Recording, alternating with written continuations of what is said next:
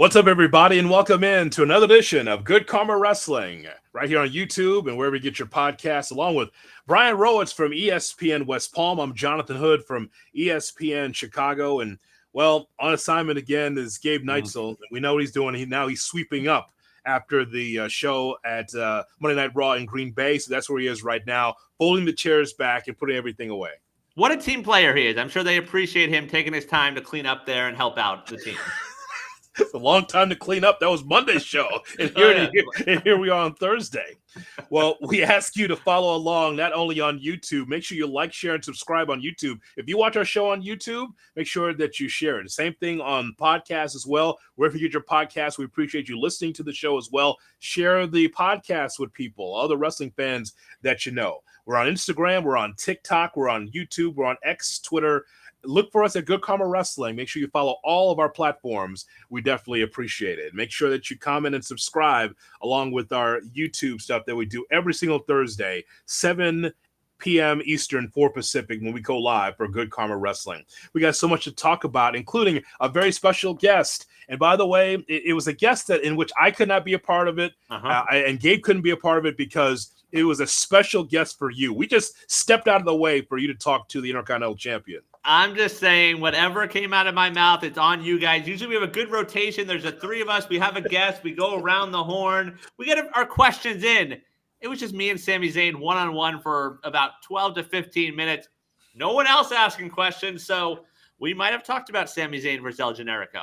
Oh, my God. So, that's coming up on today's show. We abstained. We said, you know what? This is your guy. You want him pushed to the moon. You want him to be the heavyweight champion. So Gabe and I said, go ahead, have your cigarette after the conversation you had with Sami Zayn. So that's coming up later in the show.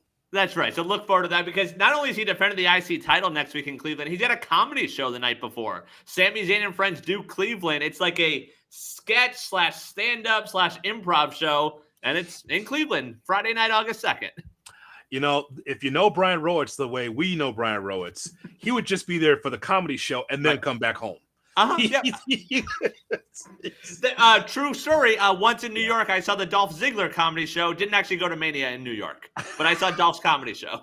See, this is what we're dealing with, folks. Here we go. He's just there for the jazz hands, the bread and circuses, not the wrestling the way that we like it. Well, but there's still plenty of great wrestling going on right now. Sure, and we got a lot to talk about here. Let's go with the main event. What's the hot topic starting off Good Karma Wrestling? So Sami will have his show in Cleveland next Friday, but next Saturday, August 3rd, Cleveland Brown Stadium, Summerslam. It's coming up. There's a lot of hot stories right now in the WWE. We imagine the world title will main event, but which match right now should main event SummerSlam a little over a week from now? You know, it's interesting because SummerSlam is a show in which nobody, to me, is the reason why that stadium will be filled. Usually you have a big stadium show and it has to be one person, one match is the reason why everyone's coming. I know that sounds passe, but I think that still matters in wrestling. AEW, WWE, whatever, it should be a match in which you're saying, I got to see this live, or one wrestler that I want to see live. In this situation with Cody Rhodes, and I think Cody's run has been fine, but Cody Rhodes versus Solo Sikoa is not the reason why Cleveland Brown Stadium is going to be packed. No. The reason why is just goes because of good storytelling and matches, plural matches, that will be there in Cleveland. To me, Brian, I think the most long-awaited matchup that everyone wants to see is Punk against Drew McIntyre. If that was last at SummerSlam, I'd totally be fine with it because all the anticipation, everything that's been drawn up, Punk's there 1 week, McIntyre's not there, McIntyre's there 1 week, Punk's not there. The back and forth, the cat and mouse between the two tells me that it's such a grudge match. It's got so much heat. It's got so much of emphasis on it from week to week that to me, that means the most to me at SummerSlam to this point. Yeah, and the Rollins part, I think, adds to it also. Like, we know how over Rollins is with the crowd and him being involved and also not knowing which way he's going to go because he has his stories with both Drew and Punk.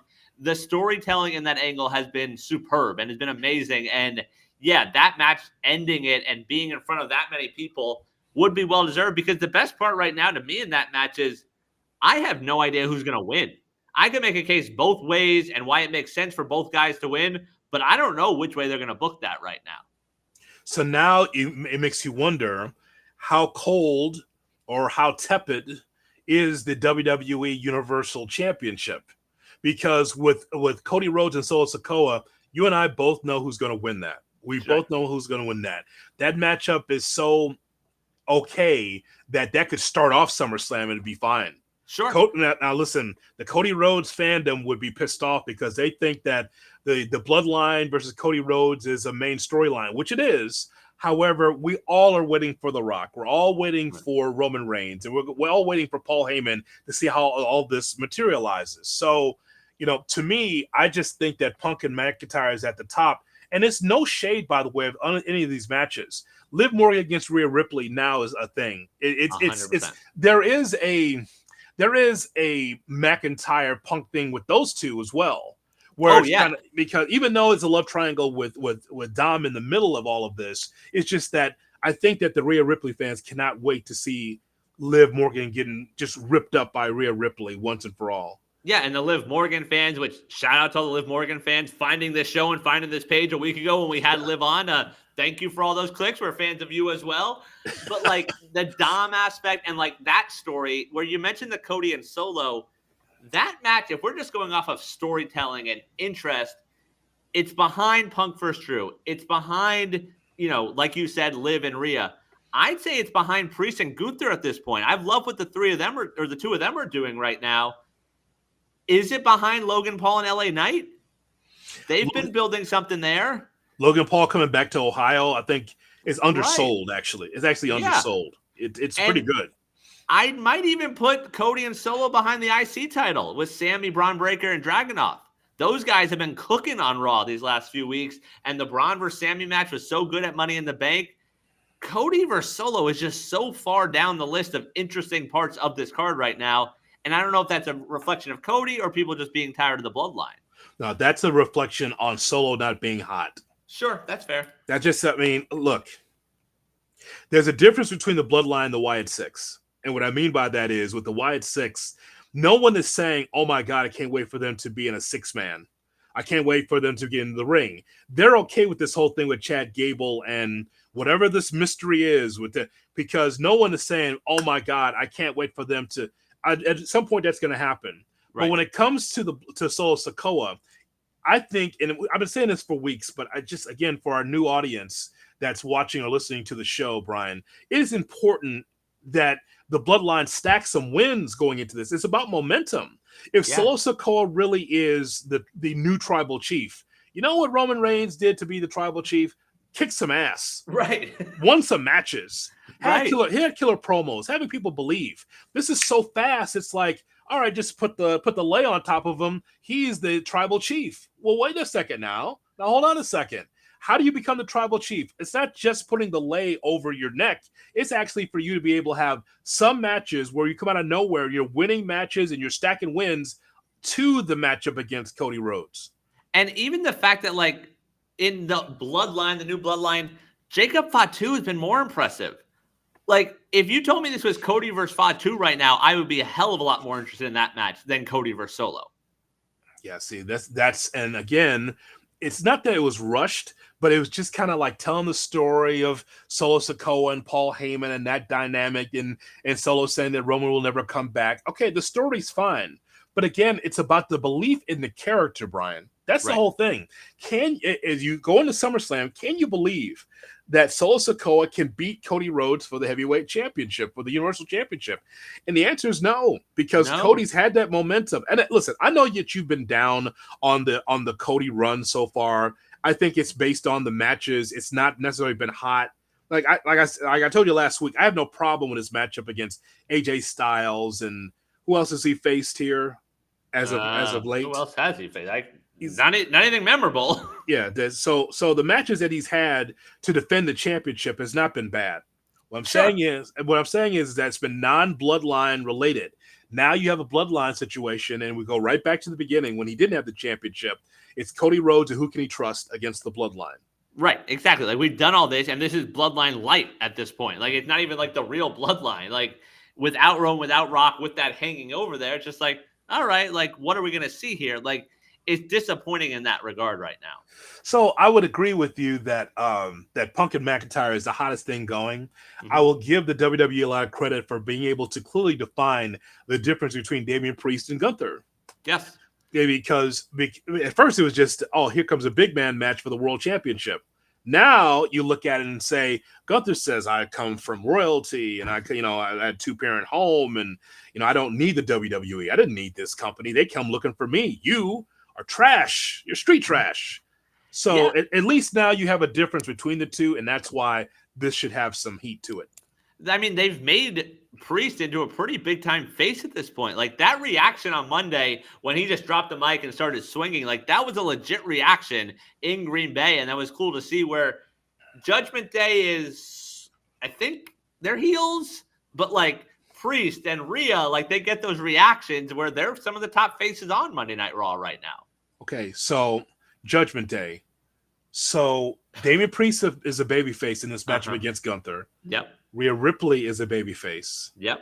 Nobody likes Dom. Right. He's the biggest heel in the WWE right now. And nobody likes JD McDonough. No. And I think Finn is a heel, I think. Finn's a heel, and people are indifferent to Carlito. Right. Carlito's the comedic relief at this point. He's had some very good ones. It's kind of like facial expressions, and that's cool, and then that's it. Right, that's fair, yeah. That's pretty much it. Like, I think the audience is kind of indifferent to Carlito, so you got a mixed bag within the same faction. Yeah, that is odd. I feel like I can't think of many factions that had heels and faces in it, but like that's the weird spot they're in right now. And I think they ultimately become big baby faces if we see a Dom turn next week. If Dom turns on Rhea to pair up with Liv, then all of a sudden that elevates Rhea as one of the top faces. Liv and Rhea could be the semi-main. I know it won't be the main event because there's a love triangle element to it. And so I think what's fascinating about this as we get closer to it, we'll talk about, our predictions. Yeah. But as Liv Morgan told us, and by the way, you can go to our YouTube or our podcast and go back and hear our conversation with Liv Morgan. Fantastic conversation with Liv. She's in and out of character when she talks to us, but it was spicy, man. It was spicy. Pretty damn good. But I think that the storyline, and we asked that question, who's going to be in your corner? Is it Dom? Just because Rhea Ripley bit Dom Mysterio on the ear or on the doesn't mean that they're back. So I still think it's to be determined. Is Dom going to be with Liv or be with Rhea Ripley? I think that's intriguing to a lot of people, not just wrestling fans, but I think that women and kids that like a good storyline, a good soap opera. Yeah, Liv starting to push the PG era out the door with some of her antics these last few weeks. She is ready for Netflix. I think so. Yeah. And by the way, this is what we get to this, Brian, all the time where people have only watched WWE for 10 years, 15 years, and all they know is the PG era and the soft as hell Cena era, right? PG. So then when Liv Morgan just turns and shows you a couple of cheeks, shows you the peaches, right? She does that little turn. Now it looks Attitude Era-ish, and there was outrage on Twitter about it. Like, I thought we were past this. Like, well, that ain't Vince, okay? Right. The jean shorts would have been down under Vince. Yes, he was just this isn't like Jackie with the handprints. Like this isn't the cat and the pool, things like that. A young me being at that pay-per-view, by the way, big fan of that. But like, it's all right. A little short shorts, we'll be all right here. People were not happy with it, man. They're very upset by that. The PG era is gone. Like as they get closer and closer to Netflix, like it's out the window. Well, you gave me a great visual of the cat on full frontal on pay-per-view. Like, what is this? I remember being in the house for that one. My father turning said, "Don't tell your mother about this." As he took a young me to see that show. That's fantastic. Me. That's a good man right there. I think I appreciate that even more so. We need to have a conversation. All right. Well, I tell you what, we've got so much to get to, including hearing from the WWE Intercontinental Champion. Yep, let's hear from him. Sami Zayn, Friday night in Cleveland. Sami Zayn's and friends. This is my conversation with the IC champ.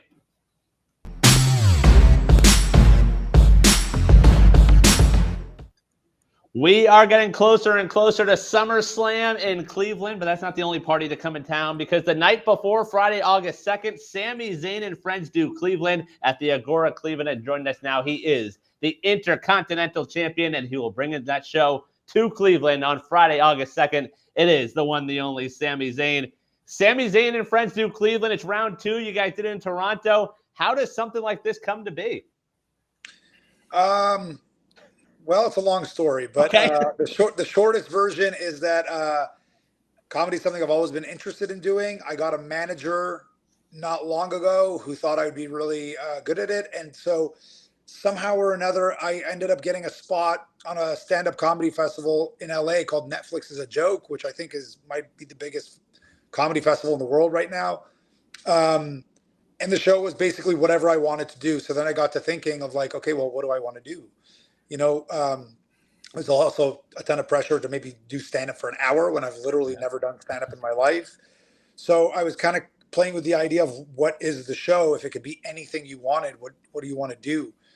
And that's kind of how the concept for it was born.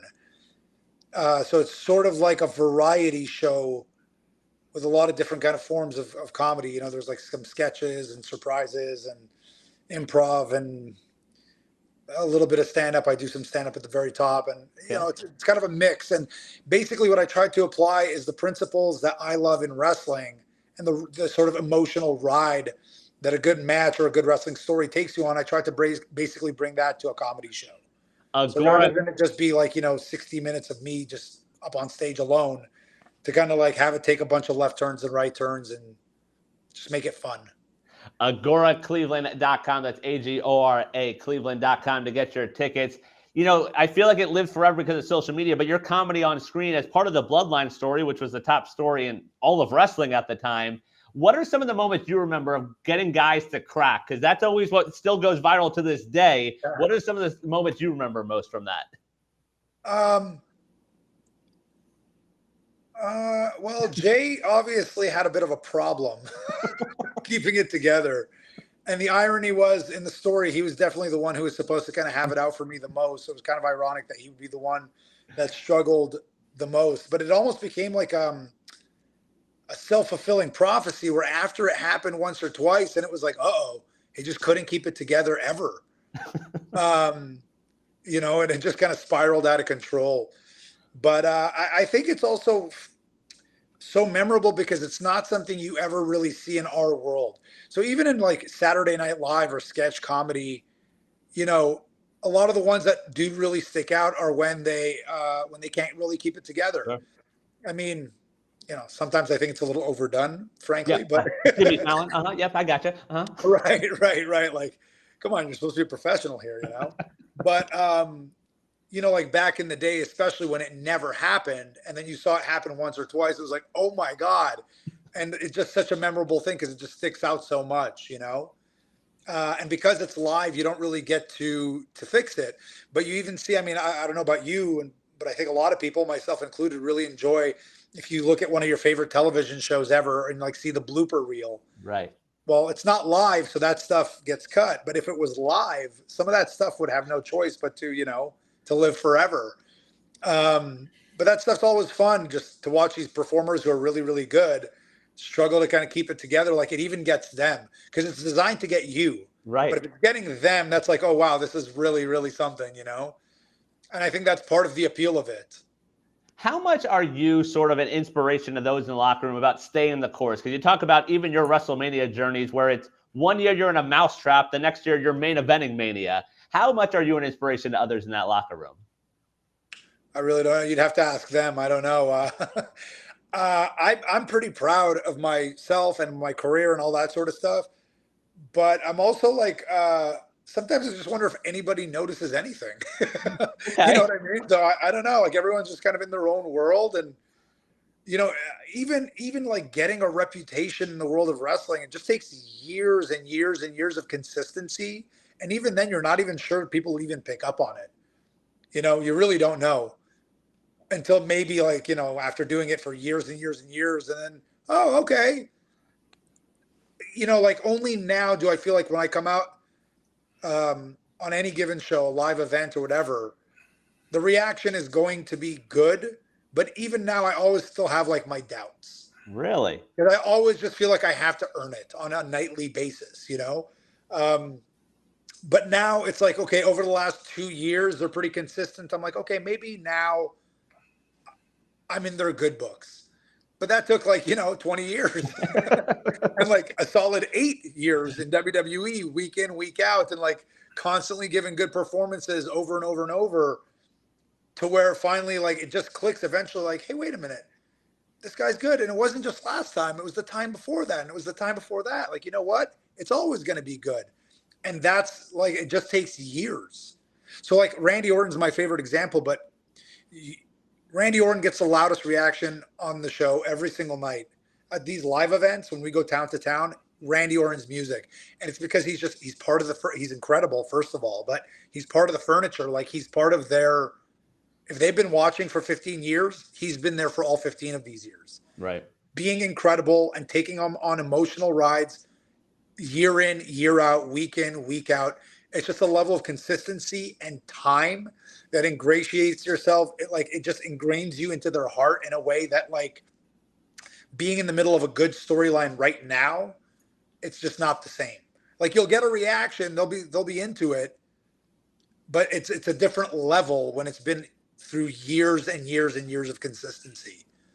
And like I think Randy Orton is probably the best example of that. AgoraCleveland.com. Sami Zayn and friends do Cleveland Friday, August 2nd. In terms of that, putting that time in, we've talked a lot on this show about the moment when, not if, but when you become world champion is going to be one of those memorable moments. What will that moment mean to you when you finally become world champ? I really don't know. You kind of don't know till you're in it. Sure. But a lot of people have done a lot of incredible things. And when you actually do them, it's not always what you think it's going to be, including like main eventing WrestleMania or winning or whatever. Like sometimes WrestleMania is just such a stressful time. It's such a stressful day that by the time you go out and do it, there's like nothing left in the emotional reserve. And that's something like a lot of wrestlers or a lot of performers won't tell you because we're supposed to sell it like it's the most glorious moment in the world. And it really is, especially when you're able to step back from it. But sometimes in the moment, a lot of things don't feel quite how you think they're going to feel. But there's also the total opposite to that rule, which is things you think they're going to be good and they exceed your expectations. Like the stuff when I was doing that, the story with Roman and the bloodline, all that stuff, the stuff in Montreal, we had a feeling they would be incredible, but it exceeded all expectations. Yeah. So I don't know. I don't know. I stopped even trying to I don't even think in those terms anymore of like, what is it going to feel like? I don't know. I'll know when I'm there. And hopefully I get there. But if and when I do, I hope I'm just present enough in the moment to appreciate it. And I hope it's a special moment for the audience more than anything. We talk a lot in terms of wrestling fans about Fight Forever. And I feel like you and KO are in that boat. Do you know how many times you guys have wrestled? And even if you don't, is there a match that sticks out as like, all right, that's one that I know we both believe really worked? There's a bunch. I can't pick one as a favorite, but there's a lot that I've loved. I mean, there's just no shortage. And all of them are kind of for different reasons as well. I think the one we did in 2016, maybe it was Battleground. It was like the end of our rivalry in 2016. That's one of, I think, both of our favorites. We did a ladder match back in Pro Wrestling Guerrilla on the Independence. It's one of my favorites. There's one that we did in Ring of Honor WrestleMania weekend. Actually, it's what put me on WWE's radar. There was a scout there called Canyon Seaman. It was his first weekend on the job, and he saw me in that match. And that's kind of the match that put me on the radar and got me hired in a weird way. It was in 2011 in Florida, WrestleMania weekend. It was a last man standing match. There's just so many. I don't even know where to begin. Our first one in the States, a 4-way, in 2004, 20 years ago. Crazy. There's so many special ones. I don't know. They're all special for different reasons. Last couple of things there. Saw you recently on Twitter on the WWE Vault. You shouted out an El Generico match. Let's do some fantasy booking. If we ever had Sami Zayn versus retired independent wrestler El Generico, how would that match go? I don't know. You guys similar styles, like you said on Twitter. Yeah. It would probably be a pretty competitive fight. Both guys are kind of known for their heart and like sticking it out. So I don't know. I feel like I feel like that one would go like 45 minutes, and just both guys just blown to high hell and struggling to get up, but kind of still fighting through it. I feel like it'd be that kind of match. All right. Well, we wish him best of luck, of course, with that Mexican orphanage. Before we let you go, AgoraCleveland.com, Sami Zayn and Friends do Cleveland, Friday, August 2nd. Who's the superstar in your locker room right now that you think could kill it the most at stand-up? You said it's difficult to do that, but who is that superstar, male or female? You're like, all right, there's something there that could work. It's a great question. I never really thought of that. I really don't know. I need to think about that for more than a minute. Sure. But look, there's a lot of really funny guys, and look, the thing about the show is it's not a stand-up show; it's a comedy show, right? So there are a lot of guys with great comedic instincts or great comedic timing that I think would be great, and I'd love to have them all on the show. And anyone that's on the show, because there are going to be a lot of WWE superstars as surprise guests and things like that. I also try to put it in a way so that the fans are seeing them kind of in a light that they don't normally get to see them in on television. You know what I mean? Just get them a little bit out of that zone that you're used to seeing them in. That's part of the comedy, to me anyways. Or that's part of, like, even if you're not slapping your knee going, ha, ha, ha, it's still fun to see somebody that you've known in one way for years and years and years and just see them in a different light, It's like I don't know. I think that's part of the beauty of the show. Make sure you check it out. Friday, August 2nd, late night show after SmackDown, AgoraCleveland.com, before SummerSlam the next day at Cleveland Brown Stadium. Great conversation with the Intercontinental Champion, Sami Zayn, right here on Good Karma Wrestling. Brian, just before we move on, I want to kind of dig into Sami Zayn a little bit. It just shows you how vulnerable you can be as a wrestler. We know he's over. Yeah. He gets all of the chants and he gets all of the praise, and people are happy for him because he was so underneath, even though, again, on the bloodline, he was trying to get to on the level of the bloodline. Right. He was part of the bloodline. He became more and more popular, a guy that was kind of put underneath and not believed in by Vince McMahon, and now where he is right now. I don't know, was it just me, or from the interview that we just heard and saw, is he still not sure of his placement in WWE? Yeah, I think it's 100% that. Like him saying he still has that doubt, and when talking to him about being a world champion, which we talk a lot, and I am one of the biggest advocates of it, sure. Where he says he's like, I don't really think about it anymore, where it's almost like in his mind, it's like, oh, that's never going to happen. He is without a doubt one of the most over guys in that company, and to still have that doubt is amazing. It's almost like some people that were been on both sides of this, in the Vince regime and the Triple H regime, there's some PTSD still, I think, with some wrestlers believing like, no, I'll never be in this spot, or no, I'm never going to get over. Or even though Triple H will say, yeah, I believe in you, you just been, and that it's not necessarily beat down because you're paid well, okay? But just from a creative standpoint, I think that Sami Zayn feels like, I know that I'm the Intercontinental Champion now, and I know that I get a lot of reaction, but I'm not the guy. And that says something, doesn't it? I mean, it's years, but it wasn't that long ago that the conspiracy theory Sami Zayn was a thing. That wasn't good. No, but like he had to live that. He had to go through that. So I'm sure in his mind, it's like, well, that could just end up being what is next week and things like that. Like he got the bloodline over. He's doing his best for the IC title, all the KO stuff. Everything he does, we see get to that next level. But yeah, in that WWE bubble, in that Vince world, it wasn't working. And part of that probably was because of Vince. So it definitely impacted him. And I agree. I think PTSD is definitely the way to break it down right now. I thought that was a great conversation. And you're the only one that could have had that conversation to kind of dig deep. And thought, he had to think on his feet a little bit, what you need to do when you're doing a comedy show. Hopefully that'll work out in Cleveland. But that Sami and El Generico match, 45 minutes, like that's gonna be a classic. That's a great quote. People are gonna aggregate that all over the place. I don't think there's any question about that. Because Good Karma Wrestling, we're the place where we can aggregate our shit and take it everywhere. That's what we Yeah, do. whatever. We're just here for everybody. Thanks for putting our logo out there. Like, share, and subscribe to our podcast and YouTube as well. Let's move on. What's next, Brian? All right. PW Insider reporting WWE and CM Punk are working on a new long-term deal, even with multiple years left on the Punk deal. Let's do a little either or here. What's more likely? CM Punk, the WWE lifer, or CM Punk one day makes an AEW return? CM Punk, the WWE lifer, if it's going to be one or the other. Okay. I think that AEW broke him. I think because here's the difference. WWE, which has always been a constant, there's a boss. Mm-hmm. It was Vince McMahon for a long time. Hell, it was Vince Sr. for a long time. Then it's Vince Jr., and now it's Triple H. There's a boss, and there's checks and balances. And in AEW, again, Tony Khan's so new at this, he is trying to hang with the guys and try to be the nice guy, the nice boss.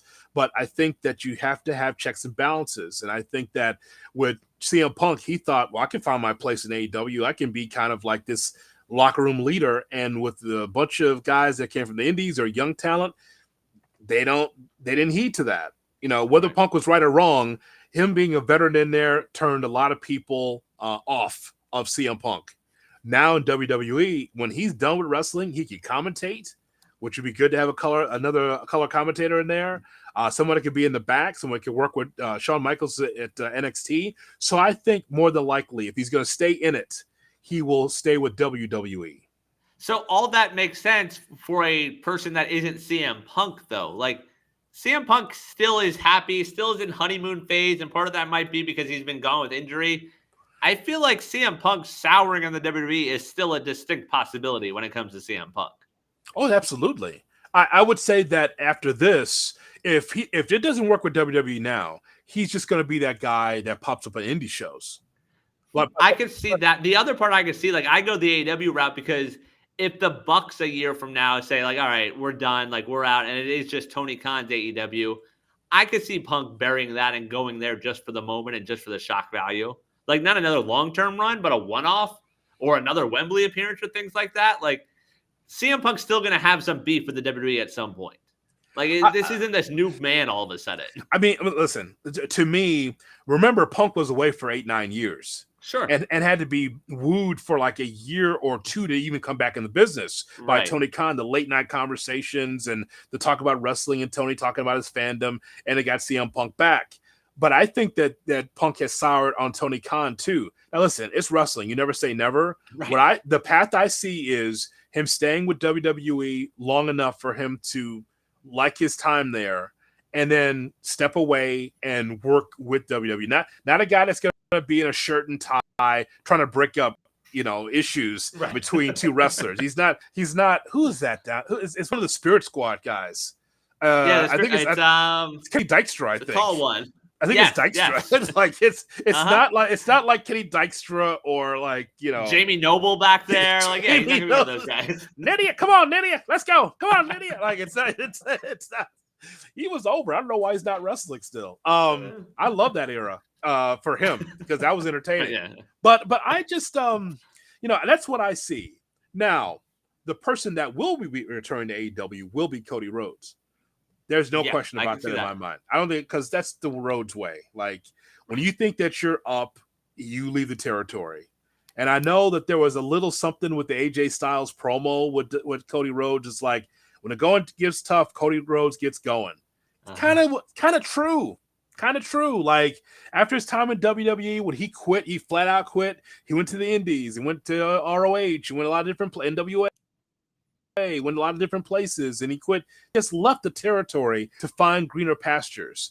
Now he's the guy in WWE. He's the head of the company, face of the company, a great face for the company, white meat baby face. Yeah. But just like his old man, you thought, oh, he'll be in WWE, put the polka dots on, be the common man, pick up the garbage, I got your pizza, baby, do all that, right? But like 3 years later, he's back in WCW. Right. So I kind of think that that's where Cody's at. But with CM Punk, it's either this, Brian, or he's going to do pop-ups in the indies with his friends. That's what I see. And I would love to see that. Like, I love to see that run. And I guess, in this run, we still haven't gotten the full CM Punk experience. Like, we're getting a great angle right now and great storytelling with Drew, but we haven't gotten the great CM Punk in the ring just yet. And hopefully, knock on wood, he can stay healthy past SummerSlam and things like that. But him at Mania is something we still want to see and see where he falls on the card moving forward. So there's still a lot of variables because it is CM Punk. He is a complicated human being, and I think even he would say that. But I am curious to see where that turn comes, where all of a sudden he gets upset about something with Hunter or with Cody or with whoever in the back right now. Man, it's always something. Right. It's always something. We're just never his fault. Oh, no. It's never his fault. No, it's Colt Cabana's fault or Colt Cabana's mom's fault. It's always something. So this is going to be, just so we're clear, and I've seen this a couple of places coming into the show today. So Dave Meltzer from the Wrestling Observer said that there's a restructuring of the deal. Mm-hmm. Numerous WWE sources, including one very high up internally, having confirmed to PWInsider.com, Mike Johnson, which we need on the show, by the way. Mike's a great guy. That Punk and WWE signed a 3-year deal the night that he returned to Chicago at Survivor Series in 2023. The two sides are currently discussing a new contract, but we're told that WWE are the one to approach Punk about working out a new deal. So a bigger deal, money-wise, more years. I don't know what the answer is to that, but he has a deal in place. It's not like Bryan Danielson, whose contract's up August 1st. Right. That's soon. That's before Wembley. Huh? What happened there? They'll figure it out when they figure it out. God, you're tempting fate, man. When you do this crap, man, you just Brian. You can trust him. All of a sudden, he's doing yes chants in the second rope on Raw. I'm just telling you, you're tempting fate, man. Listen, I think we're longtime wrestling fans who know how that works. The old handshake deal. All of a sudden, Lex Luger's on Nitro. Could he work SummerSlam next Saturday and then still work Wembley in the main event? I mean, seriously. Seriously, you better get this figured out, man. Just everything's fine. Handshake deal, pal. Everything's fine. All of a sudden, Rick Rude's on Nitro and Raw at the same time. Wait a minute. Wait. How is he side by side on about 2 shows? Wait a minute. That doesn't make so you got to get your stuff straightened out. When I say a bigger deal, I wonder, is that money-wise? Is that more years? I don't know what that means for Punk. Yeah, I imagine it's money because, again, with Punk, you can't really project out with the years, and it's still weird to approach it. As over as he is, the return on investment still hasn't quite been there. He missed Mania this year because of his health and things like that. This Drew angle is great. We've talked about it a lot, and Drew deserves a lot of that credit also. By the way, a tweet since deleted, Drew tweeting out a picture of himself and Jack Perry. Yes. He since deleted that tweet. Another tweet also mentioning Colt Cabana. So doing great work on social media, but you need Punk in the ring and you need Punk healthy. So why would you give him more years or more money right now? Yeah, I think that this is kind of like the Undertaker, right now with CM Punk, because he can't wrestle every week. Right. I mean, I think that I remember. I remember Jim Ross telling me that that you got to keep CM Punk special. That's not how he said it to me. He said it off the air. He goes, "You got to keep Phil special now. Keep him special." And I understood what he meant by that, because what he said was hey man, he's a veteran. He's up in age. He's at the time he's doing MMA. It's okay, he can't be out there every week. And what did we see? We saw him out there every week. All of a sudden he's on Rampage, and all of a sudden and he's on Dynamite, and he's doing all these shows. It's kind of because Punk is, even though he looked great, by the way, when we saw him on Raw, body wise, but again, that body's had so many injuries. Once you get through SummerSlam, he doesn't need to be out there next week. He's always good for the mic, but he should be out there rarely wrestling, because he's a commodity, but just not weekly. Yeah, I think we don't need the random tag matches to main event Raw. We don't need to see him and someone versus Drew and someone before SummerSlam. And I honestly wouldn't be surprised if we see him and Drew in SummerSlam and then we don't see him wrestle again until Germany, maybe. You do the rematch there with Drew. I'm fine with him being kept special in that regard. Yeah, he doesn't have it anymore to be able to be out there week after week. Again, I mean, you look forward to every time he turns the mic on. You never know what he's going to say. And by the way, that's as valuable as him in the ring. What he's going to say. Could it be anything with him, right? Anything. And he's selling tickets that way. Like, that's how he's selling merch. That's how he's selling tickets and getting you invested in that story. A little disappointed. No gel in the hair last Monday. I don't know what happened there. He meant business. He was ready to fight. He had the pompadour going. He did not have the slick hair going with. I thought that was very strange. I'm like, I was like, I know there's a lot of stuff going on with Delta, but did you lose your bag? No gel? It's very strange. All right, what's next here on Good Karma Wrestling? All right, last night in AEW, another solid Dynamite main evented by Blood and Guts. So let's grade it. What is your grade of Blood and Guts? Oh, God. Well, okay. So before we get to the match, I'd like to ask you a few questions, if I may. Okay. Brian Rowitz, I'd like to ask you a question. Why was Alex Marvez at the hotel with Will Ospreay at the start of the show of Dynamite? I can't answer that one. Well, don't be Sami Zayn. You got to give me an answer. You got to. I want you to say. I want you to tell me. He got word that Ospreay had a flat tire. So he brought a camera crew and a mic over to the hotel. Right. And Alex Marvez is there with his rental car at the hotel. I have another question. Investigative reporting. Ah, very good. That's a good kayfabe answer, actually. I wish AEW could be able to answer those questions a lot better because that was good. I have another question for you. If Will Ospreay is never driven in this country, why did he take over the rental car of Alex Marvez? Yeah, couldn't Alex have driven there? Well, I guess Alex had to hold the microphone, so it's not safe to hold the wheel and the mic. You gotta go 12-6 right here. 10-6. There we go. There you go, Tony Khan. There is the resume right there, Brian Rowitz, explaining your shit creative.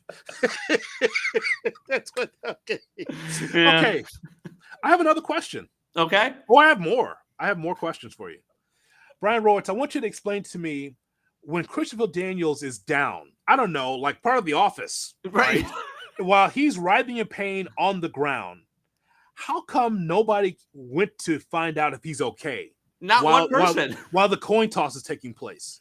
How come no one checked on like The Office? Well, nobody? I don't know who said it, but someone in the elite said he was taking a nap. So maybe they took their word for it. Nap? yeah, he was taking a nap out there. That's the fallen angel, actually fallen on the ground. No one's going to help The Office. I mean, if this WWE, you get all kind of referees and guys with shirts and ties to help, the guy that is one of the vice presidents of the company. So nobody helped Christopher Daniels. No, taking a nap. You don't want to bother a man when he's sleeping. Brian Rowitz, I want you to answer this question. How come that you have a two-headed coin to determine who's going to get the advantage of Blood and Guts, but nobody, not Bryce Remsburg, and nobody, not even Tony Khan, checks the coin? No. But Matt showed the camera also. That's bad refereeing there by old Bryce, not checking that before. This show had a lot of problems. Yeah, a little bit. There's a lot of problems. I mean, listen, I know that we're wrestling fans. We're supposed to suspend disbelief. This show had a lot of holes in it. Not in elite stuff, I would have saved the Tony Storm Mariah May contact. I don't think we needed it yet. I would agree. Like, we could have waited a little bit. We have 4 more Dynamites before Wembley, and that match will be over, and that match is going to be great storytelling. We could have waited a little bit before we got that square off last night. Totally fine with that. As long as we don't get another Mariah May promo, totally fine with it. Holy cow. Oh, boy. Okay, so you asked a direct question about the Great Blood and Guts, but I had to get that out first because I just thought there was so much Swiss cheese holes in some of the creative on this show. I was like, is anyone thinking of this thing through? Like, what is going on here? Like, I just thought it was bizarre. And speaking of this question, you asked it last night on Twitter at GKW_wrestling. What's your letter grade? A+, B+, C-, or F-? 39% went A+, 31% B+. I said B+. I voted on our own poll, and I just said at B, it was B+. I thought the finish was flat for all the action that we saw. Yeah. When you have, and I know the comments that's on our Twitter saying, it wasn't great because you had commercials. Hey man, it's on TV. It was going to be commercials. You're going to get picture in picture. Sorry. Like, should Blood and Guts be a PLE pay-per-view main event? Sure. You have enough talent in which you could have done that. I mean, that's fine, but they want to make this a TV event. Okay, great. So I thought that it delivered as far as the action. If you're into that, you're into a handful of thumbtacks into the mouth of Max Caster and he gets kicked. You're into someone being doused with gasoline and almost set on fire again. You want to do that? That's fine. It's much of an acquired taste, I think, that match. But I just thought that for all of that, that's the finish. Not great. Yeah, I agree with all of that. The other part also that's been talked a lot on social media, the chair shot. And I know there's some stuff, and I don't know if AEW pushing it. I'm like, oh no, it was a gimmick chair, but I don't know if we need that in 2024. There was a no sell by Jack Perry on that chair also.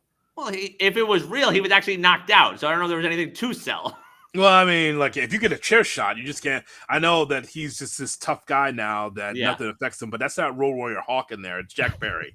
Right. I'm just saying, like, so Corey Graves took to Twitter and he's since deleted it also, but like saying like we don't need that in this business, like it's not worth it. It's the guy that suffered from concussions. And I guess if the chair was gimmicked, fine, but like when I saw it, I was like, I don't know if we need that right now. I would prefer. Well, there's a lot of spots in there I would not have preferred, but I'm a wrestling fan, and what they did is they went for blood and guts because it's what the title says. It's blood and guts, right? Right. So it's blood and guts to everybody except for Okada. Yeah. A staple on his middle finger. What else do you need? I mean, wait a minute. Like so everybody can take a lot of punishment. Everybody can bleed. Everybody can get staples. Okada, no, I'll just give you a classic drop kick and not bleed. So I also gave it a B+. Same thing. The finish was still somewhat of a letdown. Like we got the TNT title match set up for Wembley between Darby and Jungle Boy, but just still not having that big payoff. It's like, oh, all right. And also, Hangman versus Swerve. Like, where are we getting that payoff? Because that's not done yet. Well, here's what's interesting about this, and this is something we're going to talk about a lot leading up to Wembley. So, yes, that's exactly, I think that's what the audience wants because that's what they're pushing. They're pushing Hangman Page and Swerve because they want to pay off because, again, it's unusual, but a guy that invades someone's home and talks to their kids but somehow becomes a babyface, and that's Swerve Strickland. Hangman Page has a right to be pissed because he was the babyface and the audience turned on him. It's like, no, we like Swerve because he's cool and because his manager carries a cup of coffee. And he does the little dance, and people are into the dance. Okay, great. So if that's the emphasis, then where does that put Bryan Danielson? Right. Why is Bryan Danielson indifferent to this match? You saw that promo in the back with Jeff Jarrett talking to him. I'm like, Bryan, do you know that you're in the main event, or at least in a major matchup for the AEW Championship? It didn't seem like he was ready for it. So I've seen this floated around. I think tying it together, I still love your idea. Danielson wins at Wembley. He's the world champion. And then moving forward, it's title versus career the rest of his career, essentially, the full-time wrestler. Would you be okay if Swerve Hangman no title is main eventing Chicago the week after Wembley at All Out? Sure. You need it. You need something. Because you still have that weird dynamic. I know they pushed it back a little bit, but it's still pay-per-view right after pay-per-view. So at least that story's been told. Maybe Hangman costs Swerve and that's sort of payback, and then you just push it off to Chicago. That could be All Out. That could be the main event. Yeah, without the title being on the line. It's got it's at the Now Arena, so it's in suburban Chicago and off in the States. So it'll be a really solid crowd there. I mean, it's Chicagoland, so people will come to see it. So I mean, that's where you luck out. Off in the States is not North Little Rock. Okay. So I think that they'll look out with a really loud, boisterous crowd at the Now Arena for it, and I think that Swerve and Hangman could be a blood feud, absolutely. But again, Bryan Danielson being the champion for how long? Right. That's the question for how long, because we're not kidding. Legit, his contract is up on August 1st. Right. Yeah, they're just a weird. And you talk about some of the holes right now, like. While there are good stories being told ahead of Wembley, you had Pac win a number one contender for the international title that he's going to challenge for at Wembley. But last night you set up the rematch between MJF and Ospreay. So where is Pac right now? You have the Bucks and the Acclaim doing stuff, but then FTR calls out the Bucks. So what are we doing there tag-wise? Like, there's still some loose ends right now. And again, we have 4 more Dynamite, so we still have time to get there, but there are some holes right now.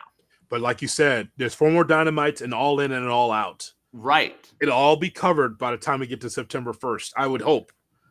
I would hope as well. I would hope that all those loose ends would be tied up and you get the matches that you want. But I just thought overall that Blood and Guts, again, is a solid B+. And there's a lot of stuff in there that is commonplace in AEW, but you only saw it in the indies in front of a small crowd. And, Nashville, which is a great wrestling city, enjoyed what they saw there. I think it's 5,000 people, I think was the total there. And the crowd was into it. It's a really good crowd, and it's Nashville. They like it. And I just thought that, again, there's a lot of spots there. I hope everybody's okay, because Blood and Guts is a tough one. That's tough. But everyone's good except Okada. Okada's fine. Right. Everyone might be hurt, but Okada's fine. I do want to know more of the logistics. How does Caster do the thumbtack spot without swallowing said thumbtacks? See, that's a tough one, isn't it? It's a tough one. You know what I was thinking? I was thinking that Max Caster would turn heel and just turn on his team. Oh, okay. He's a heel. He's an Yes. asshole. He's an asshole. There is a promo going around the two of them backstage. Those AEW backstage promos are always their best work, but the two of them, really good from last night. Why do you think that is, Brian? Why do you think that the best promos we see in this company is always in the back? I don't know, because it's not like there's a bunch of restrictions when they go out there. It's just very odd how that happens. By the way, this is an old school joke, but I love that MJF taking over Chris Adams' America's Championship. I haven't heard of America's Championship since I was a little kid. When World Class in Dallas had it, it was the America's Champion, because if it's in Dallas, America, right? Of course, yes, that worked. Are you excited about that rematch? What was that? MJF and Ospreay at Wembley. Yeah, sure. No, it's because would I have had the first match be 60 minutes? No. Right. but a solid 25-30 will be fine, and it's still going to deliver. But that's the thing, like that 25-30, if this was the bar, it's going to come in under that. It'll be a banger. I'll tell you what, you and I will not kick that match out of bed. I think of course not. I think that you and I will not. Look, 60 minutes was pretty solid. Again, I've never seen a 60-minute match to a sprint like that. Right. That's what made it unique. I've seen the the head scissor takedown, or the side headlock, and you lock into a headlock for about 3 or 4 minutes. Yeah. Drop down tackle. Right. I've seen that before. But it was a sprint, that 60 minutes. And so it shows you how great those two athletes are. But the one's going to be in Wembley. If it's one fall 30 for the America's Championship. That's right. Which is kind of set up for MJF, because he's going to be taking on CMLL opponents. He's going to be in Mexico soon. Yeah. It's a whole gimmick. So it's interesting. There'll be a lot of heat there. But I heel MJF, I am always in favor of. Went a little too far on the grandmother, I thought, in the promo. Yeah. Because I was going to ask you, I think this is going to be a topic down the line. Is there a line in AEW? Oh, no, there sure as hell isn't. But that felt so recent and so fresh and, like, unnecessary.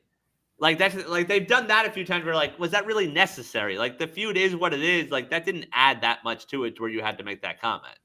If you believe in ratings, Brian, that doesn't help your ratings at all. No, not at all.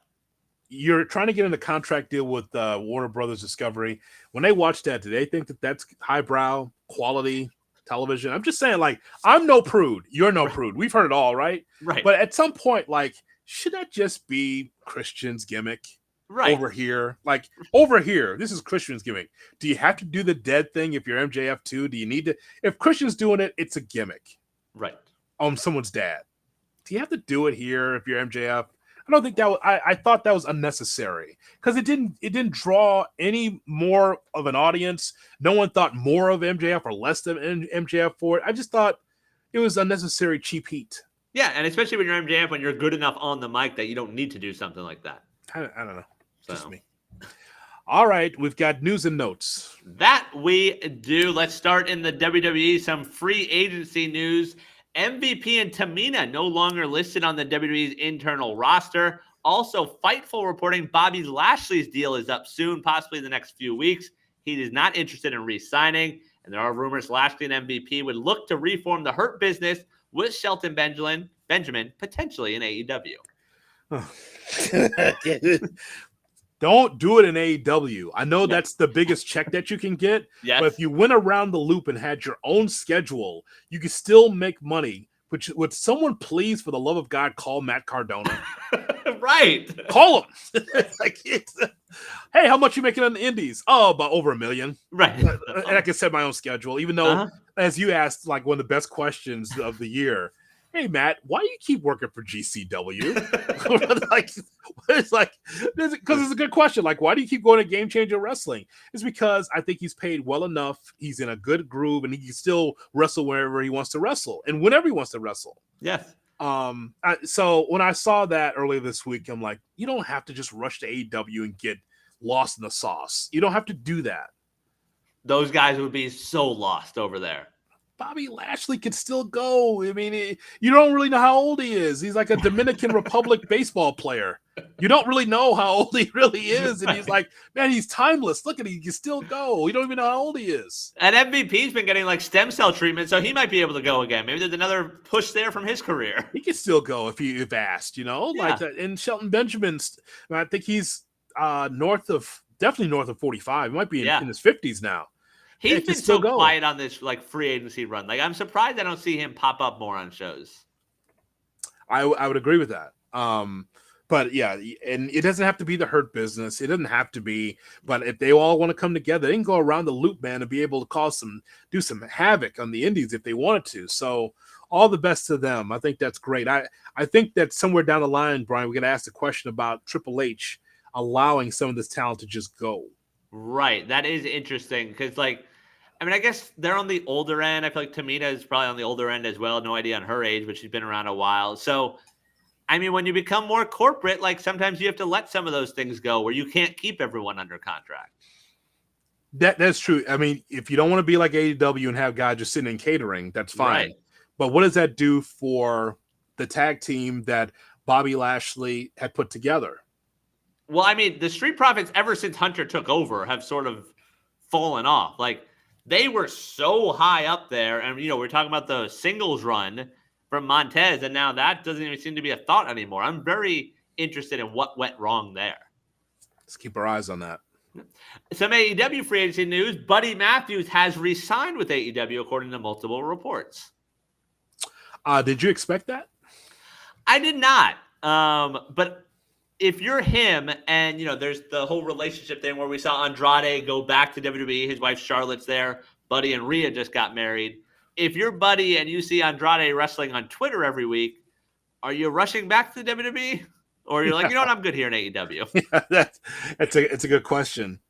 The old relationship in the old wrestling relationships thing is different now than it was even, say, 5 or 10 years ago. Sure. Because the road is not like it used to be, right? Back in the day, this could have been AEW on the road four times a week, WWE on the road 4 times a week. You may see your significant other once, right, in passing as you wash laundry and then get back on the road again, that kind of thing. But because now it's like WWE is not on the road as much, those house shows are almost not a thing. AEW doesn't have any house shows. So eventually you will see your significant other. Perfect example, we just had a wrestling couple on. Yeah, Chelsea and Cardona. Yeah, I mean... we had Sky Blue and Kyle Fletcher. We have a lot of couples. we have a number of couples on. And so there was a time when you wouldn't see your significant other for, maybe 3 or 4 times a month. Now you see them all the time because there's no house shows. And so I think if Buddy wanted to come back to WWE, if the door was open, he could have done that. But still, I see him and Rhea on Instagram a lot. Right. So they're not away from each other that often. Yeah, I mean, push House of Black to the moon. I love all 3 of those guys. And anytime they get time to work, the results are there. Let's just see more of them on TV. I agree. Some injury news. Tony Khan announced Dalton Castle was hurt in his match with Roderick Strong a week ago. He's out for the rest of the year. Saturday, we saw Sky Blue have to have her match stopped early. Reports that she is at home with a broken ankle. All the best to the homegirl, Sky Blue, a frequent guest here on Good Karma Wrestling. I saw a picture that she was her leg was in a cast. And of course, because she's who she is, she put a middle finger up. while she's laying in bed. Yes, young people, young, defiant young people with her finger up. So all the best to her, that is for sure. Some wrestling plans for you Friday night in Dallas. ROH Death Before Dishonor. The card announced as of now. World champion Mark Briscoe defends against Roderick Strong. Athena defends the women's title against Queen Aminetta. The women's TV title on the line, Billy Starks versus Red Velvet. The Pure title, Wheeler Yuta versus Lee Moriarty. And a Texas death match, Diamante versus Layla Hirsch. A lot of that's pretty good, actually. Yeah. Those shows always are. Like, you don't need to watch every week. It's $10 for Honor Club. You can watch this pay-per-view. You can cancel after if you want to. But all those matches will deliver. Maybe not the women's TV match. I'm not sold on Red Velvet. Love Billy Starks. No, that's fair. Yeah. Because Red Velvet has not given you a reason to watch an AEW. Right. Successful everywhere else. Just go through your Twitter like, oh my God, a win. Right. Oh, but not an AEW. Oh, okay. Yeah. So whatever that. So that's a pretty good card. I'll be keeping my eyes on it because I'm interested in how Athena looks, obviously. Roderick Strong and Briscoe. I mean, it's good. It's going to be quality, you know. Those guys could probably do it with their eyes shut. And also, another wrestling for you Saturday night after you watch Collision. Don't turn off the TV because right after, it's Battle of the Belts 11. Would you like to hear that card? I know. I don't want to hear about that card. But you have one match announced. It's a Women's World Title Eliminator match. So the title is not even on the line. Tony Storm versus Taya Valkyrie. Oh, really? Yep. That's not bad, actually. That's not bad. Battle of the Belts, aren't you supposed to have championship matches, maybe?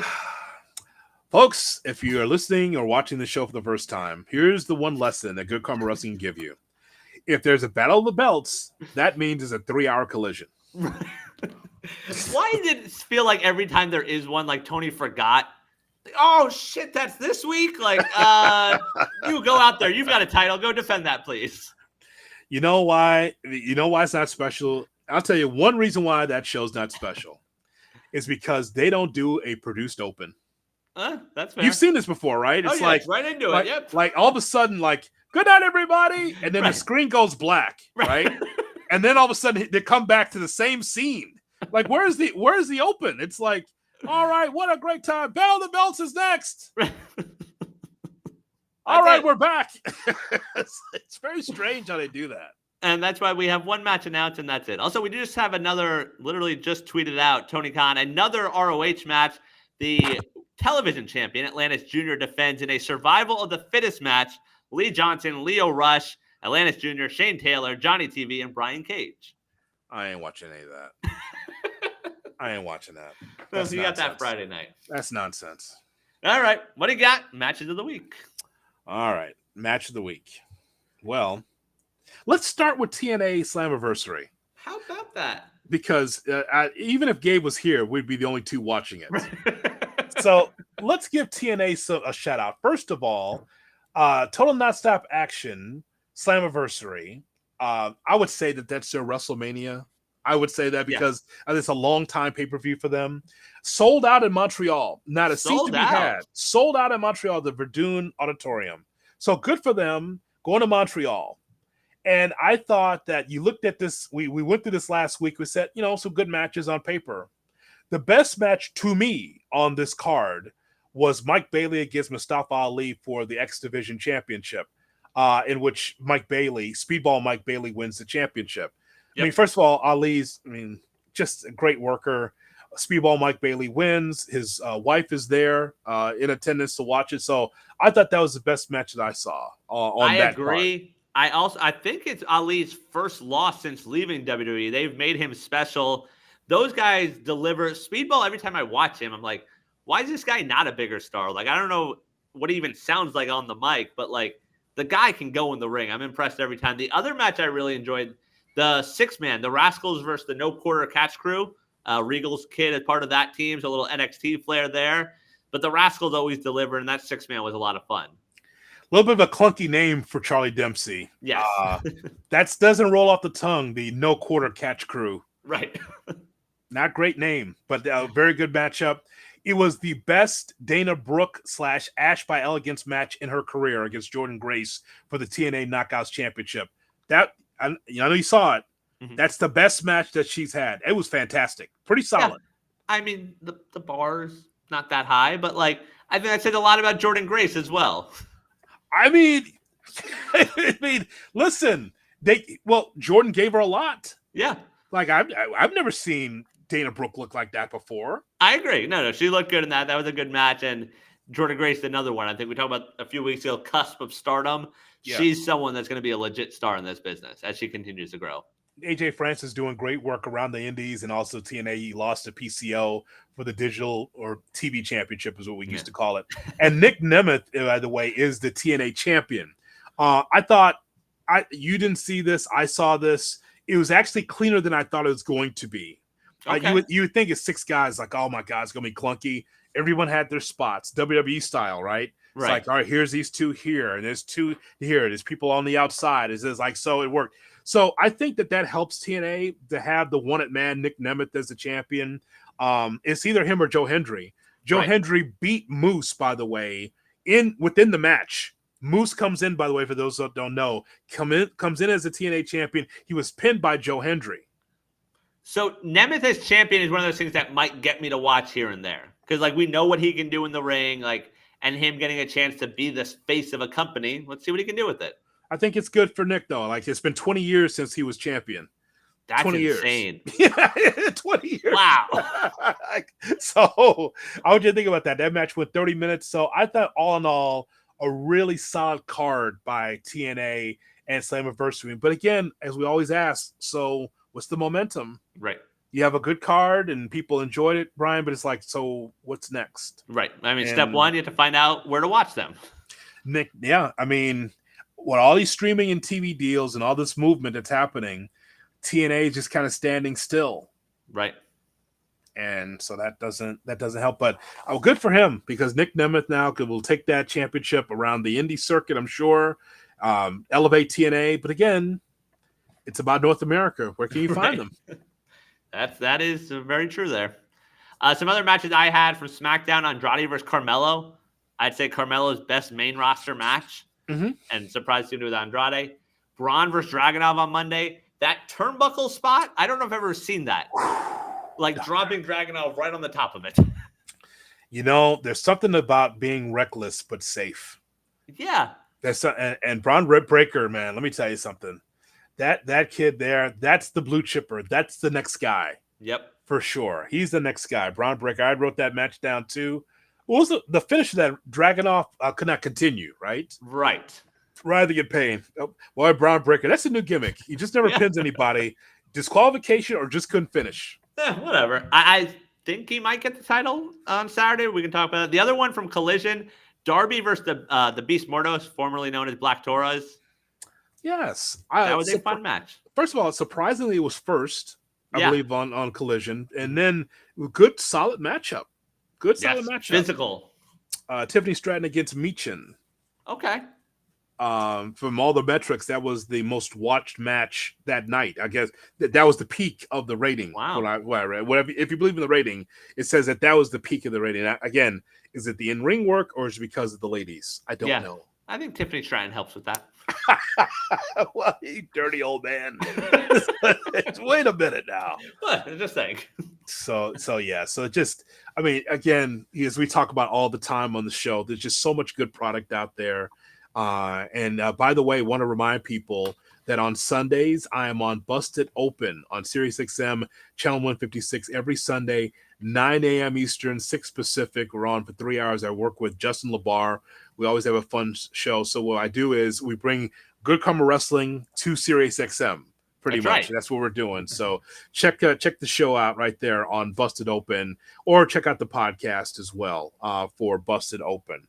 Well, I'll tell you what, there's so much great product out there now. Coming up pretty soon here, we're getting closer and closer to SummerSlam, aren't we? We are a little over a week away. Cleveland Browns Stadium is going to be a big one. All right, we're going to cover it all. Don't forget to continue to follow us on Instagram, TikTok, YouTube, X, or Twitter. Make sure that you like, share, and subscribe to what we do every Thursday.